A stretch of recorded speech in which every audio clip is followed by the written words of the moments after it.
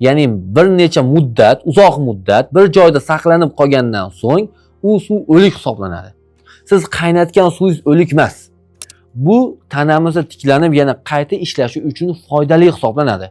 Bu degani yotib oling demayapman. Bu sizni birinchidan hazm tizimingiz uchun, oshqozon faoliyatiga, ichaklarga, o't qopi, jigar, buyrak va yurak faoliyatiga ham yordam hisoblanadi. Yoki biron bir organga yordam berish kerak. U degani harakatsiz yotish emas-da.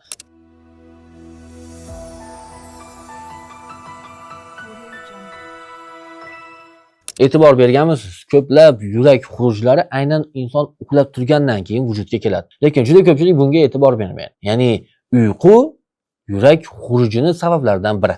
Ya'ni qanday sabablardan biri deydigan bo'lsak, inson tanasida uxlagan vaqtimizda qon aylanishiga ta'sir qiladi. Va bu qon aylanishiga hech qaysi birimiz deyarli e'tibor bermaymiz. Men hozirgi kunda deyarli ko'p insonlar kuzatyapman. Qabulimga kelishyapti. Qonni qachon tekshirtirdingiz desam, u tekshirtirdim rahmatli, bilmayman deyapti. Ya'ni qonini inson nechiligini bilmayotganligi bu o'ta xafa bo'ladigan holat. Nima uchun? Chunki insonda kasalliklar kelib chiqayotgandan keyin kasalligi haqida ma'lumot emas, birinchi navbatda insonda qon aylanishi, kislorod aylanishi va ich kelishidagi muammolarida qanday muammo borligini bilish shart. Bularni bilmasdan turib, boshqa kasalliklarga qarshi kurashish juda ham qiyin. Misol uchun mana yuqorida aytib o'tdim. Yurak xuruji dedim. Juda ko'pchilik aytishi mumkin, rahmatli, uyquda nima daxli bor yurak xurujiga? Dunyo statistikasini kuzatadigan bo'lsak, ertalab inson turgandan keyin yurak xuruji deyarli 40-49% ertalab vujudga kelar ekan. Bu juda katta koeffitsient hisoblanadi. Ya'ni ertalab inson o'rnidan turgandan keyin yurak xuruji juda ko'plab kuzatiladi. Bu nima uchun? Imkon qadar sizga tushuntirishga harakat qilaman. Misol uchun hammamizda GM'ni mashinasi bor. GM'ni mashinasi bor. Cobalt, Nexus 3 va hokazo. Ertalab ularni qizdirmasdan yurishlik nima oqibatga olib keladi? Buni mashina minadiganlar juda yaxshi tushundi. Ya'ni mashinani ertalabda qizdirmasdan yurishlik oqibatidan motor qisib qolishi mumkin, yo'qsa mashina ishdan chiqishi mumkin, yurishida muammolar vujudga keladi yoki boshqa sxemalarida nosozliklar vujudga kelishi mumkin. Yoki boshqa sxemalarida nosozliklar vujudga kelgan bo'lishi mumkin. Nima sababdan? Chunki ertalabda mashinani qizdirmasdan yurganimiz uchun. Yo bo'lmasa ayollarimizga ham tushunarli bo'lishi uchun ovqat qilmoqchisiz, lekin qozonda qizdirmasdan yog'ni quyib, qizdirmasdan sabzini solyapsiz, piyoz solyapsiz, hali qozon qizishga ulgurmadi. Lekin siz masalliqlarda solib oldingiz. Ovqatingiz qanaqa chiqadi? Bir o'ylab ko'ring. Ya'ni qozon qizdirilmagan holatda ovqat pishirish menimcha men tasavvur qila olmadim, yana bilmadim. Ayollarimiz o'zi bir tasavvur qilib ko'rsin. Ya'ni ertalabda yurakni birdaniga nagruzkaga olib keladigan vaziyatlar mana shu. Mana juda ko'p insonlarda ichimizda yurak xuruji biladigan bo'lsanglar, yo yosh kattalarda bo'ladi, yoki ko'p ishlaydigan insonlarda, doimiy ravishda stressda ishda yuradigan insonlarda ko'p kuzatiladi. Nima uchun?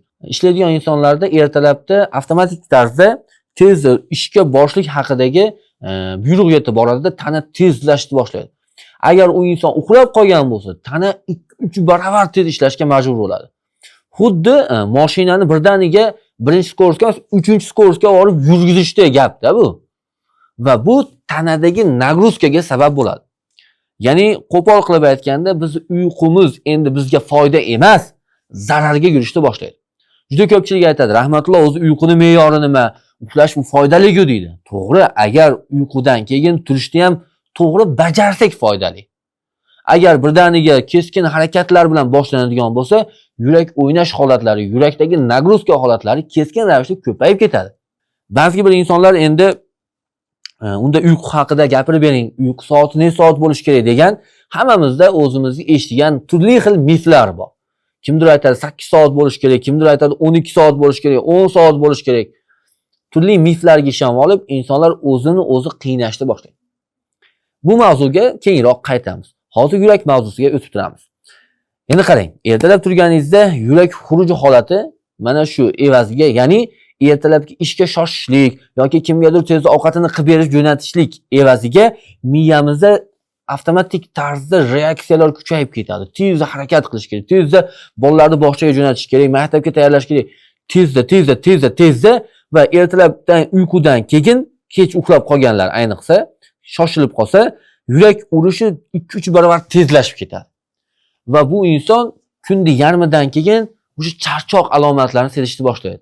O'sha obeddan keyin o'sha charchab qoladi, holsiz bo'ladi, mador qurishni boshlaydi.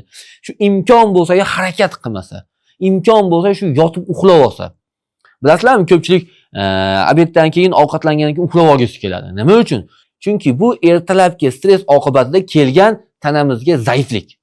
Chunki biz nima qildik? Ertalabda nagruzkada butun tanamizdagi quvvat bitada ishlatib yubordik va endi bizda quvvat qolmayapti. Va kunni yarmidan keyin kun barakasiz, ajoyib deyishni boshlaydi. Yoki boshqa insonlar kuzatsangiz, ustalarni ko'pincha kuzatamiz. O'zi kunni yarmigacha zo'r ish bo'ladi.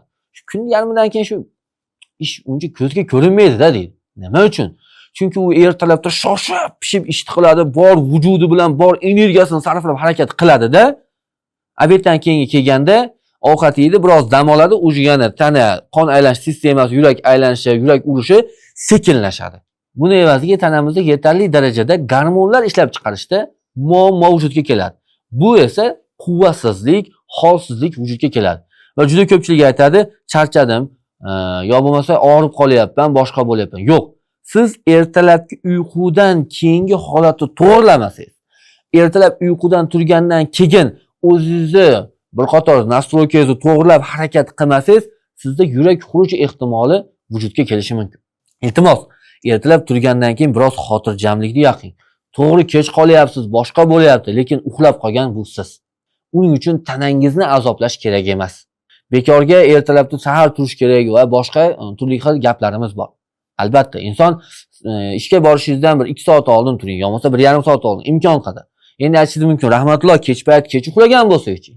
Agar siz yillar davomida yoki oy davomida doim bir vaqtga turishga o'rgangan bo'lsangiz, siz nechida uxlashingiz qizig'i yo'q. O'sha vaqtga budilnik qo'ygan bo'lsangiz, albatta tura olasiz. Chunki bizning miyamizda refleks shakllanib bo'lgan. Ya'ni misol uchun ertalab soat 6 da turishga har doim 6 turamiz, nechida uxlashimizga qizig'i yo'q. 6 da albatta tura olasiz.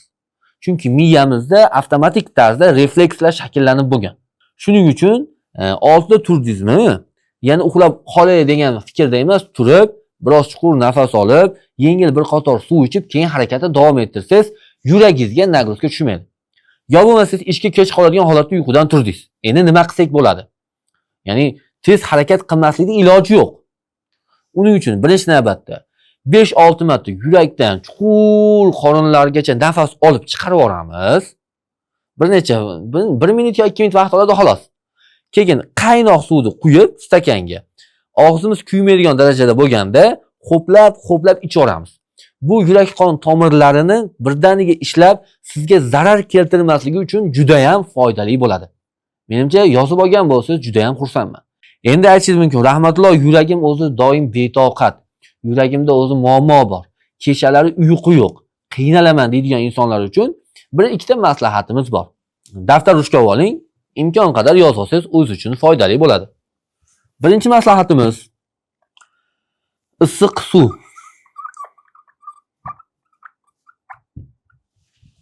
Issiq suv. Buni nima qilish kerak? Ko'pchilik aytadi, issiq suvni ko'proq ichish kerak. Yo'q, bizga agar yuragingizda muammo bo'lsa, kechki payt yotardan oldin ichishimiz kerak. Endi men bilmayman siz nechida uxlashingiz, shuning uchun vaqt yozmayapman. Yotardan oldin.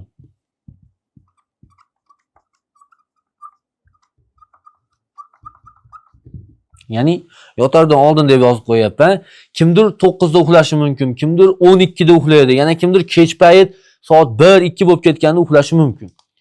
Va mana shu uxlashingizdan oldin bir stakan issiq suv ichib oladigan bo'lsangiz, bu yurak faoliyati uchun yaxshi hisoblanadi. Undan tashqari, agar siz kech payt 1-2 gacha ish qilsangiz, 12 gacha yuradigan bo'lsangiz, bir qator soat 23:00 da issiq suv ichib oling. Yurak faoliyati uchun bu foydali hisoblanadi. Undan keyin ertalab soat turganimizdan keyin issiq suv ichish 7 oralig'ida. Issiq suv ertalab. Mana shu tartibga rioya qilsangiz, yurakdagi holatlar o'zgarishi mumkin. Lekin faqat bularga batartib, to'g'ri harakatlanib, amal qilsangiz bu foydali bo'ladi. Endi xalqimizda ajoyib bir gap bor. O'tgan mavzularimda ham chiqibdi bu savol. Rahmatulloh, o'lik suv ichamizmi shunda? O'lik suvni ichsa bu zararu boshqa gaplar bor. Qarang. Bizning xalqimizda ajoyib mif bor. Qanaqa mif desangiz, suv qaynagandan keyin o'lik hisoblanadi degan. O'lik suv o'zi nima? Sizga savol. O'lik suv o'zi nima haqida ekanligini bir qiziqib, kitoblarda yoki biror bir manbadan qidirib ko'rganmisiz? O'lik suv deb biz nimaga aytamiz? O'lik suv deb hovuzda, ko'lda suv ham o'lik suv hisoblanadi yoki paqiringizda tinib qolib ketgan suvlar bu o'lik suv. Bo'ldi, tamom. Ya'ni u degani bir kun qolgan emas, bir necha kunlab bir joyda saqlanib qolgan suv o'lik suv hisoblanadi. Oqib turgan suv bu tirik suv hisoblanadi. Ya'ni bir necha muddat, uzoq muddat bir joyda saqlanib qolgandan so'ng u suv o'lik hisoblanadi. Siz qaynatgan suvingiz o'lik emas. Endi qarang, bir narsani tushunib oling. Siz qaynatdingiz, uni ichyapsiz. Siz o'lik suv ichmayapsiz. Siz qaynatdingiz, uni qo'yib qo'ydingiz, bir kun yoki yarim kun yoki 2 kun bir joyda turib qoldi. Bo'ldi. Endi bu suvni yana qaynataman desangiz ham, u holat ichaman desangiz ham endi suv o'lik suv hisoblanadi. Tushuntiryapman-a? Ya'ni siz qaynatib, uni ichadigan bo'lsangiz, u o'lik suv emas.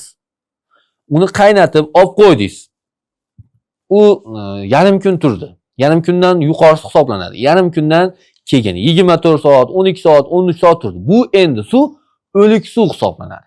Uni ichish mumkin emas. Biz aytayotgan suvni ichsangiz bo'laveradi. Biz aytgan suvni ichadigan bo'lsangiz, bu tana uchun juda ham foydali.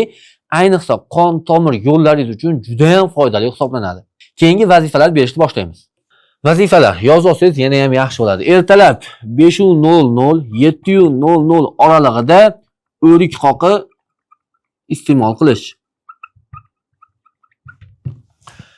Og'izga solib olib yengil shimib yuring yoki kompot bo'lsa, kompot ichishlik ham yurak faoliyati uchun yaxshi hisoblanadi. Undan keyin soat obed vaqtlarida 12:00 va 14:00 oralig'ida imkon qadar harakatni biroz kamaytiring. Ya'ni bu nima degani? Yurak holatini bir me'yorga tushirib olish uchun bu kerak. Ya'ni yugurayotgan bo'lsangiz, sal sekinroq harakat qilib turing. Mana shu vaqt oralig'ida baribir deyarli ko'pchilik 12 dan 2 gacha obed qiladi, boshqa ishini qiladi. Sal o'zingizni sekinlashtirib turadigan bo'lsangiz, yurak o'z holatini tiklab olishi uchun vaqt ajratilishi kerak. Bu tanamizda tiklanib yana qayta ishlashi uchun foydali hisoblanadi. Bu degani yotib oling demayapman. Harakatlaning, sekin harakatlaning deyapman. Tushunib oling. Yotgan inson yotib turmasin bu vaqtda. Tursin, yengil yursin, harakat qilsin. Harakatsiz bo'lib qolmasin. U yomon. Sekin harakat qilish.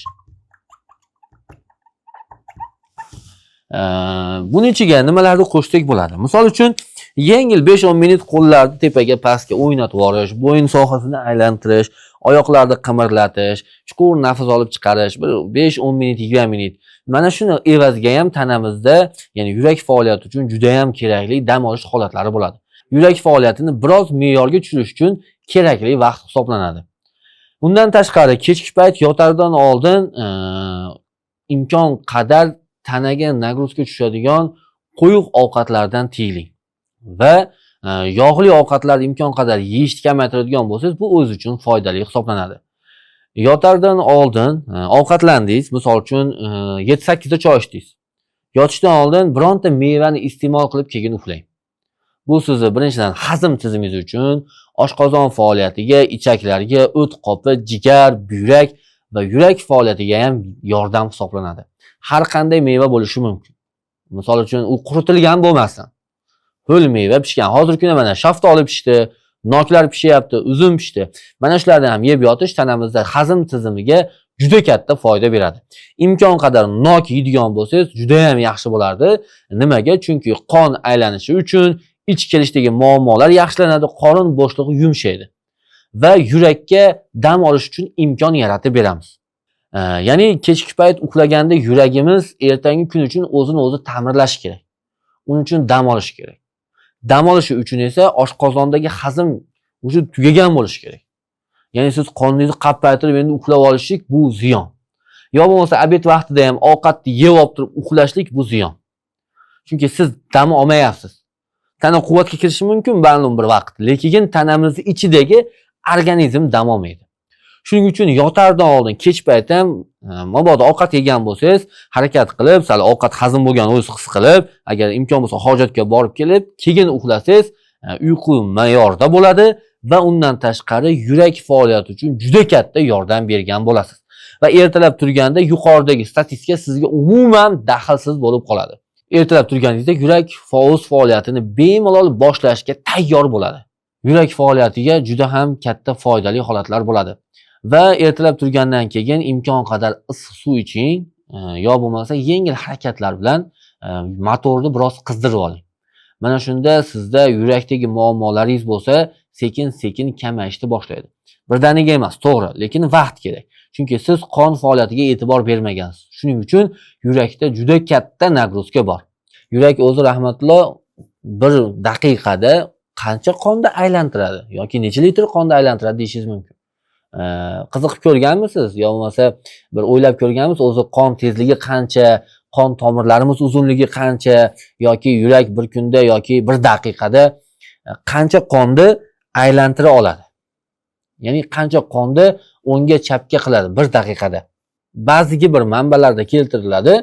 Yurakdan chiqqan qon jigarga borib, jigardan yurakka qaytib kelguncha 33 sekund vaqt ketadi deydi. Bu masofa qancha? Hammada har xil. Misol uchun 180 bo'yli insonda kamida 350 kilometr qon tomiri bor. Bu degani Andijondan Toshkentgacha bo'lgan 5-6 soatlik masofa. Lekin buni qon atigi 33 sekundda aylanib o'tadi. Endi bir daqiqada yurak butun tanadagi qonni aylantirishi bir daqiqada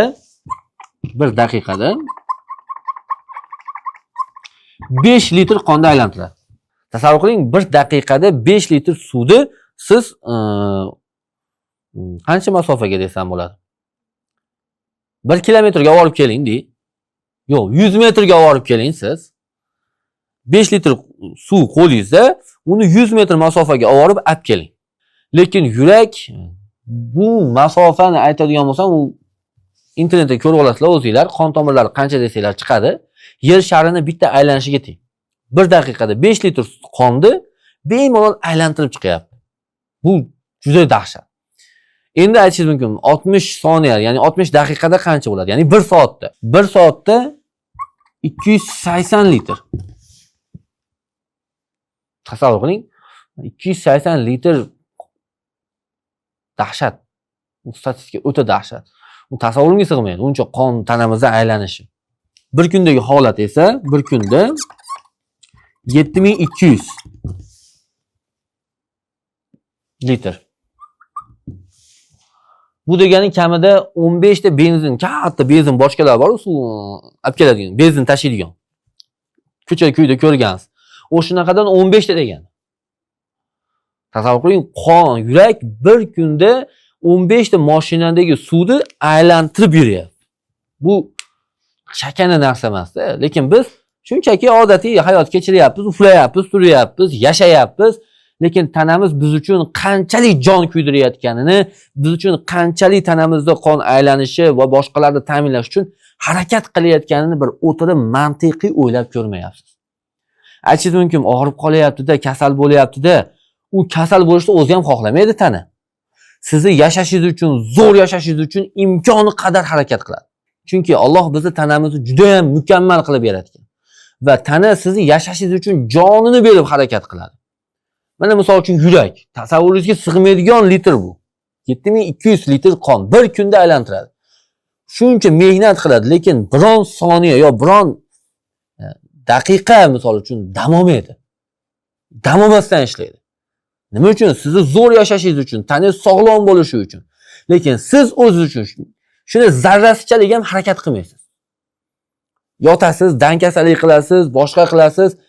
Qarangda, tanamiz biz uchun shuncha kurashayotgan vaqtda siz harakatsizlik qilishingiz, dankasalik qilishingiz bu juda ham mantiqsiz.